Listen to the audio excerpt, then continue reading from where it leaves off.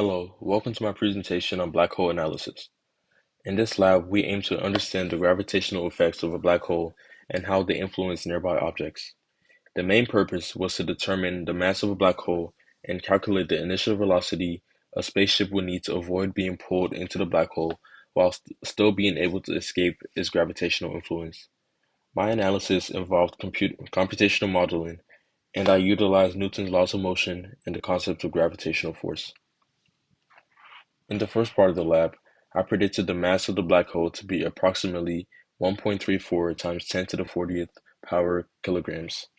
This was derived from the gravitational forces acting on the objects in the simulation. The mass of the black hole is crucial for understanding its gravitational pull and effects on nearby celestial bodies. Next, I calculated the initial velocity required for my spaceship to approach the black hole without crashing into it. I determined that the spaceship's initial velocity should be 1.15 times 10 to the 6th meters per second. This velocity allows the spaceship to get close to the black hole while maintaining a safe distance from both the black hole and the orbiting planets. The system of this scenario is my spaceship, while the surrounding is the black hole. Now let's address the first question. What does it mean? The net force on an object is the vector sum of all the forces acting on it. In contrast, the rate of change of momentum is related to how quickly an object's velocity changes over time.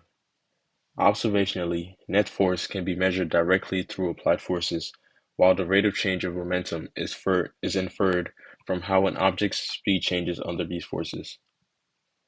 For the second question, I considered what would happen if I wanted my spaceship to enter an orbit around the black hole. To achieve this, the spaceship will need an initial velocity that balances the gravitational pull of the black hole with the centripetal force required for a stable orbit. This can be determined using the orbital velocity formula. G is the gravitational constant, m is the mass of the black hole, r is the distance from the center of the black hole to the spaceship. The reasoning behind this is that the gravitational force pulling the spaceship toward the black hole must be exactly counteracted by the centripetal force needed to keep it in orbit. If the velocity is too low, the spaceship will spiral inward and eventually crash. If it's too high, the ship will escape the gravitational influence. By finding the right speed, I can ensure that the spaceship maintains a stable orbit.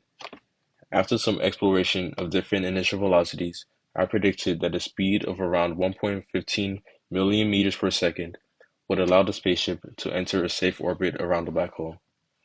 In conclusion, this lab provides insights into the gravitational dynamics involving a black hole and the necessary conditions for a spaceship's movement in such an environment. Understanding the mass of the black hole and the required initial velocity for safe navigation is crucial for future exploration of these fascinating cosmic phenomena.